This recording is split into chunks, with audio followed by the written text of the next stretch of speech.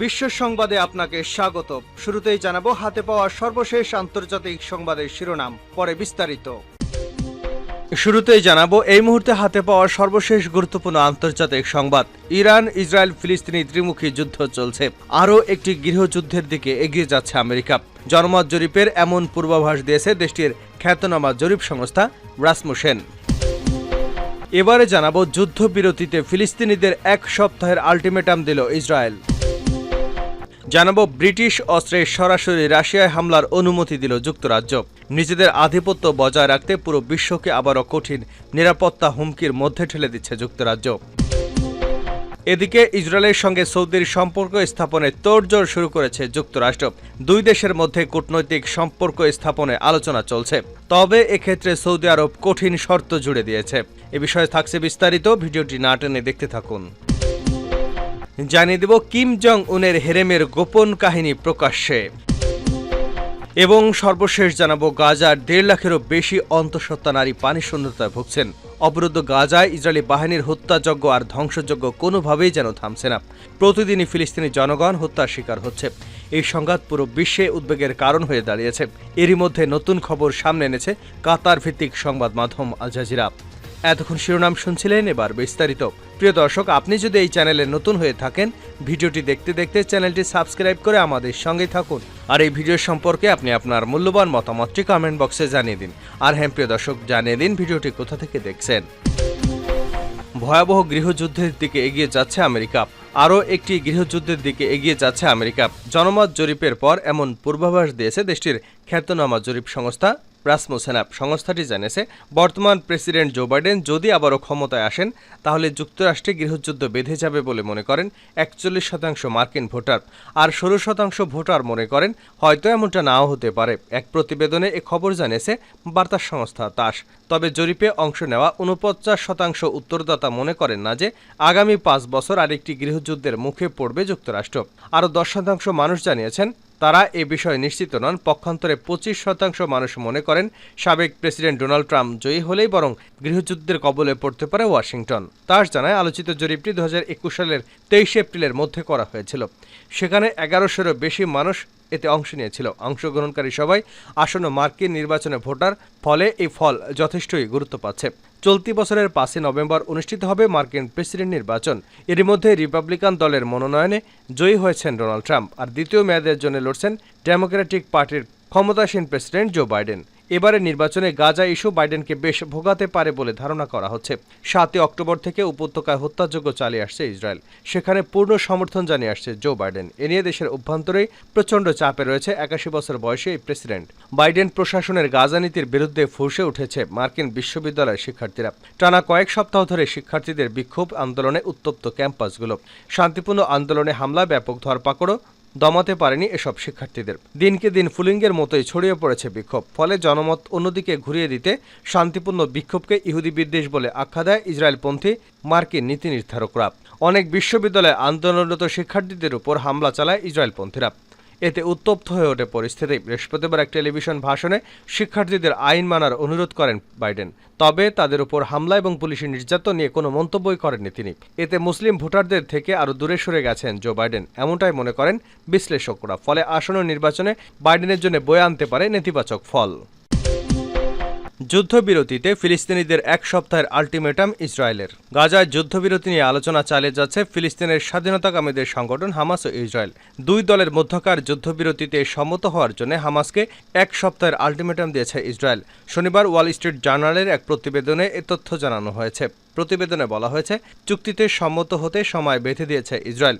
এ সময়ের মধ্যে চুক্তিতে সম্মত না হলে রাফায় হামলা করবে বলে হুঁশিয়ারি দিয়েছে তারা। ওয়াল স্ট্রিট জার্নাল আলটিমেটামের কথা জানালেও কবে এটি দেওয়া হবে তা জানানো হয়নি। প্রতিবেদনে মিশরের এক কর্মকর্তা শুক্রবারের বক্তব্য উল্লেখ করা হয়েছে। ফলে ধারণা করা হচ্ছে আগামী শুক্রবার পর্যন্ত ইসরায়েল সময় বেঁধে দিয়েছে। প্রতিবেদনে বলা হয়েছে, বিদেশে অবস্থানরত হামাসের নেতাদের হাতে এই প্রস্তাব তুলে দেওয়া হয়েছে। যুদ্ধবিরতির এই প্রস্তাব তৈরি করেছে মিশর। সাম্প্রতিক চুক্তির একটি খসড়া লেবাননের সংবাদ মাধ্যম আল মায়াদিনের হাতে এসেছে। খসড়াটি জনসম্মুখে তুলে ধরেছে সংবাদ মাধ্যমটি। মূলত 3টি ধাপে যুদ্ধবিরতি যুদ্ধবিরতি বাস্তবায়নের কথা বলেছে এই খসড়া প্রস্তাবে কেবল বন্দী বা জিম্মি বিনিময়ের কথাই উল্লেখ করা হয়নি। গাজা সহ এই অঞ্চলে একটি শান্ত পরিবেশ সৃষ্টি করার বিষয়টিও উল্লেখ করা হয়েছে। আল মাদিনের প্রতিবেদন অনুসারে যুদ্ধবিরতির প্রথম ধাপে ইসরায়েলি বাহিনী গাজায় পূর্বাংশে সরে যাবে এবং 1948 সালে ইসরায়েলের দখল করা সীমান্তে চলে যাবে। খসড়াতে বলা হয়েছে, যুদ্ধবিরতির শুরুতে দৈনিক অন্তত 8 ঘণ্টা ইসরায়েলি যুদ্ধ এবং পরিবহন কোনো বিমানই গাজায় আকাশসীমায় আসবে না। আর যেদিন বন্দি জিম্মি বিনিময় হবে সেদিন গাজায় অন্তত 10 ঘণ্টা আগে থেকে কোনো ইসরায়েলি যুদ্ধবিমান উঠবে না। যুদ্ধবিরতির 7ম দিনে ইসরায়েলি বাহিনী গাজার মধ্যাঞ্চল দিয়ে চলে যাওয়া সালাউদ্দিন স্ট্রিটের সমান্তরালে থাকা আল রশিদ স্ট্রিট থেকে সরে গিয়ে আরও পূর্ব দিকে উঠে যাবে। একই সময় গাজায় মানবিক ত্রাণ সহায়তা চালু এবং বেসামরিক গাজাবাসী তাদের নিজ বাড়িতে ফেরা শুরু করবে। প্রথম ধাপের যুদ্ধবিরতির 22 দিনের মধ্যে হামাসের হাতে জিম্মি 1/3 ইসরায়েলিকে মুক্তি দেওয়া হবে এবং এই সময় ইসরায়েলি বাহিনী সেন্ট্রাল গাজা থেকে সরে গিয়ে গাজা ইসরায়েল বিভক্তকারী সীমানায় চলে যাবে। এই সময়েও বাস্তুচ্যুত গাজাবাসী নিজ বাড়িতে ফিরতে থাকবে। এছাড়া যুদ্ধবিরতি বাস্তবায়নের প্রতিটি ধাপে গাজায় পর্যাপ্ত পরিমাণে প্রয়োজনীয় সহায়তা এবং জ্বালানি প্রবেশ করতে পারবে। যুদ্ধবিরতির প্রথম ধাপে হামাস এখন পর্যন্ত জীবিত থাকা 33 ইসরায়েলি জিম্মিকে মুক্তি দেবে। একজন জিম্মির বিপরীতে 20 জন করে ইসরায়েলে বন্দী ফিলিস্তিনি নারী অথবা শিশু মুক্তি পাবে এবং এই মুক্তি পাওয়া ফিলিস্তিনিদের ইসরায়েল আর কখনই গ্রেপ্তার করবে না, এই নিশ্চয়তা দিতে হবে। তবে হামাসের হাতে জিম্মি প্রত্যেক ইসরায়েলি নারী সেনার বিপরীতে ইসরায়েলকে 40 জন করে ফিলিস্তিনি মুক্তি দিতে হবে। খসড়া প্রস্তাব অনুসারে হামাস যুদ্ধবিরতির প্রথম 3 দিনে জিম্মিদের মুক্তি দেবে এবং প্রতি 3 দিন পর পর হামাস 3 জন করে মুক্তি দেবে। এছাড়া যুদ্ধবিরতির 14তম দিনে যুদ্ধাহত হামাস নেতাসহ অন্যান্য সশস্ত্র সদস্যদের রাফা হয়ে মিশরে যাওয়ার সুযোগ করে দিতে হবে উন্নত চিকিৎসার জন্য। প্রথম ধাপের 16তম দিনে হামাস এবং ইসরায়েল পরোক্ষভাবে আলোচনা শুরু করবে যাতে এই অঞ্চলকে শান্ত রাখা যায়। প্রথম ধাপের প্রতিটি পর্যায়ে জাতিসংঘ এর অঙ্গ প্রতিষ্ঠান এবং আন্তর্জাতিক সংগঠন সহ সবাই গাজা উপত্যকায় বিপুল পরিমাণে ত্রাণ সহায়তা নিশ্চিত করবে। প্রস্তাবিত খসড়া অনুসারে যুদ্ধবিরতির প্রথম ধাপে গাজার বিধ্বস্ত অবকাঠামো পুনরায় গড়ে তুলতে কার্যক্রম শুরু করবে। এ লক্ষ্যে একটি সমন্বয়কারী কমিটি গঠিত হবে যা ফিলিস্তিনি সিভিল ডিফেন্স ফোর্সকে প্রয়োজনীয় ভারী যন্ত্রপাতি সরবরাহ করবে। এছাড়া বাস্তুচ্যুতদের জন্য অস্থায়ী আবাস গড়ে তোলার কথাও বলা হয়েছে খসড়ায়। যুদ্ধবিরতির দ্বিতীয় ধাপ বিস্তৃত হবে 42 দিন। সেখানে উভয় পক্ষই একটি স্থায়ী স্থিতি অবস্থা নিশ্চিত করার লক্ষ্যে একটি সাধারণ ভিত্তিকে একমত হবে। তবে এই ধাপে মূলত স্থিতি অবস্থা নিশ্চিতের পাশাপাশি বিধ্বংস গাজা গড়ে তোলার তুলনামূলক পরিকল্পনা বাস্তবায়নের বিষয়ে প্রয়োজনীয় নিশ্চিত করা হবে। তৃতীয় ধাপেও বিস্তৃত হবে 42 দিন। এই ধাপে উভয় পক্ষের হাতে থাকা নিহত যোদ্ধা বা সেনাদের মরদেহ বিনিময় করা হবে। গাজা গড়ে তোলার লক্ষ্যে একটি 5 বছর মেয়াদী পরিকল্পনা প্রয়োগ শুরু হবে। একই সময় থেকে ফিলিস্তিনি পক্ষগুলো গাজায় কোনো সামরিক অবকাঠামো গড়ে তোলা থেকে বিরত থাকবে। ব্রিটিশ অস্ত্রে সরাসরি রাশিয়ায় হামলার অনুমতি দিল যুক্তরাজ্য। নিজের আধিপত্য বজায় রাখতে পুরো বিশ্বকে আবার কঠিন নিরাপত্তা হুমকির মুখে ঠেলে দিচ্ছে যুক্তরাজ্য। যেখানে পুরো বিশ্ব ইউক্রেন রাশিয়া যুদ্ধ বন্ধ করার উপায় খুঁজছে, সেখানে আবার সরাসরি রাশিয়ায় হামলা করার সবুজ সংকেত দিয়েছে ব্রিটিশ পররাষ্ট্রমন্ত্রী। কিন্তু তিনি কি ভেবেছেন এর পরিণতি কি হতে পারে, যেখানে এর আগেই পরমাণু হামলার হুমকি পর্যন্ত দিয়ে রেখেছে মস্কো। শুধু তাই নয়, কিয়েভকে অভূতপূর্ব সহায়তা করার কথাও ঘোষণা দিয়েছে ডেভিড ক্যামেরুন। ব্রিটিশ পররাষ্ট্রমন্ত্রী ক্যামেরুন জানান, যুদ্ধে টিকে থাকার জন্য ইউক্রেনকে যেসব ব্রিটিশ সমরাস্ত্র দেওয়া হয়েছে তা কিভাবে ব্যবহার করা হবে তার সিদ্ধান্ত কিয়েভের উপর। শুক্রবার কিয়েভ সফরে গিয়ে এ মন্তব্য করেছেন তিনি। জানান, ইউক্রেন চাইলে যুক্তরাজ্যের অস্ত্র দিয়ে রাশিয়ার ভূখণ্ডেও হামলা চালাতে পারে। ডেভিড ক্যামেরুন জানান, ইউক্রেনের যতদিন প্রয়োজন হবে যুক্তরাজ্যের পক্ষ থেকে প্রতি বছর 375 কোটি মার্কিন ডলার করে দেওয়া হবে। এ সময় রাশিয়া যেভাবে ইউক্রেনের অভ্যন্তরে হামলা করেছে তাতে ইউক্রেন কেন আত্মরক্ষার প্রয়োজনীয়তা অনুভব করছে তা সহজেই অনুমেয় করা যায় বলেও মন্তব্য করেন ব্রিটিশ পররাষ্ট্রমন্ত্রী।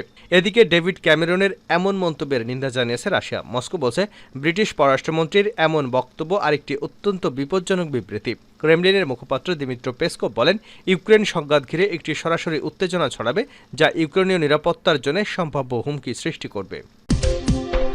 ইসরায়েলের সঙ্গে সম্পর্ক স্থাপনে কঠিন শর্ত সৌদির। ইসরায়েলের সঙ্গে সৌদির সম্পর্ক স্থাপনে তোড়জোড় শুরু করেছে যুক্তরাষ্ট্র। দুদেশের মধ্যে কূটনৈতিক সম্পর্ক স্থাপনে আলোচনা চলছে। মার্কিনীদের বিশ্বাস, সৌদির সঙ্গে ইসরায়েলের দ্বিপাক্ষিক সম্পর্ক হলে মধ্যপ্রাচ্যে স্থিতিশীলতা ফিরবে। এমন পরিস্থিতিতে ইসরায়েলের সঙ্গে সম্পর্ক স্থাপনে কঠিন শর্ত আরোপ করেছে সৌদি আরব। টাইমস অব ইসরায়েলের এক প্রতিবেদনে এমন তথ্য জানানো হয়েছে। প্রতিবেদনে বলা হয়েছে, নিউ ইয়র্ক টাইমসের একটি নিবন্ধ প্রকাশিত হয়েছে। এটি লিখেছেন বিখ্যাত কলামিস্ট থমাস ফ্রাইডম্যান। সেখানে তিনি উল্লেখ করেছেন, ইসরায়েলের সঙ্গে সৌদি আরবের কূটনৈতিক সম্পর্ক তৈরি হলে সৌদিকে যুক্তরাষ্ট্র নিরাপত্তা দেবে। তিনি লিখেন, ইসরায়েলকে সম্পর্ক স্থাপনের জন্য সৌদির শর্ত মানতে হবে, তবেই সম্পর্ক স্থাপিত হবে। এই শর্তগুলো হলো গাজা থেকে সরে যাওয়া, বসতি স্থাপন বন্ধ এবং 3 থেকে 5 বছরের মধ্যে স্বাধীন ফিলিস্তিনি রাষ্ট্র ঘোষণা করা। থমাস ফ্রাইডম্যান লিখেন, ইসরায়েলের বর্তমান প্রধানমন্ত্রী বেনিয়ামিন নেতানিয়াহুর অধীনে এই চুক্তি বাস্তবায়নের সম্ভাবনা খুবই কম। সৌদির শর্ত মেনে নেওয়ার মতো ইসরায়েলে কোনো সরকার আসলে তখন হয়তো চুক্তি হতে পারে। চুক্তির অংশ হিসেবে যুক্তরাষ্ট্র সৌদি আরবকে নিরাপত্তার জন্য যুক্তরাষ্ট্র প্রতিশ্রুতিবদ্ধ হবে। এছাড়া পারমাণবিক অবকাঠামোর ক্ষেত্রেও সহায়তা করবে যুক্তরাষ্ট্র। সর্বশেষ জানাবো, গাজায় 1.5 লাখেরও বেশি অন্তঃসত্ত্বা নারী পানিশূন্যতায় ভুগছেন। অবরুদ্ধ গাজায় ইসরায়েলি বাহিনীর হত্যা আর ধ্বংসযজ্ঞ যেন থামছেই না। প্রতিদিনই ফিলিস্তিনি জনগণ হত্যার শিকার হচ্ছে। এই সংঘাত পুরো বিশ্বে উদ্বেগের কারণ হয়ে দাঁড়িয়েছে। এরই মধ্যে নতুন খবর সামনে এনেছে কাতার ভিত্তিক সংবাদ মাধ্যম আল জাজিরা। ফিলিস্তিনের জাতিসংঘের ত্রাণ বিষয়ক সংস্থা UNRW এর বরাত দিয়ে সংবাদ মাধ্যমটি জানিয়েছে, গাজা উপত্যকায় দিন দিন পানির সংকট তীব্র হচ্ছে। এতে 1.5 লাখেরও বেশি অন্তঃসত্ত্বা নারী চরম দুর্যোগে পড়েছেন। প্রতিবেদনে বলা হয়েছে, ইসরায়েলি আগ্রাসনের মুখে গাজায় লাখ লাখ অন্তঃসত্ত্বা এবং স্তনপান করানো নারীর প্রয়োজনীয় পুষ্টি পাচ্ছে না। তারা স্যানিটেশন সমস্যায় ভুগছেন। যেখানে বলা হয়, ওই নারীদের মধ্যে প্রায় 1,55,000 নারী রয়েছেন যারা খুব কঠিন সময় পার করছেন। তাদের বেশিরভাগই পানির শূন্যতায় ভুগছেন বলে জানা গেছে। UNRW এর তথ্য অনুযায়ী গাজায় গত 7 অক্টোবরের পর থেকে এখন পর্যন্ত 10,000-এরও বেশি নারীর প্রাণহানি হয়েছে। 19,000 ফিলিস্তিনি নারী আহত হয়েছেন। যেসব নারী মারা যাচ্ছেন তাদের অনেকেই সন্তানের মা। ফলে গড়ে প্রতিদিনই মা হারাচ্ছেন অন্তত 37 ফিলিস্তিনি।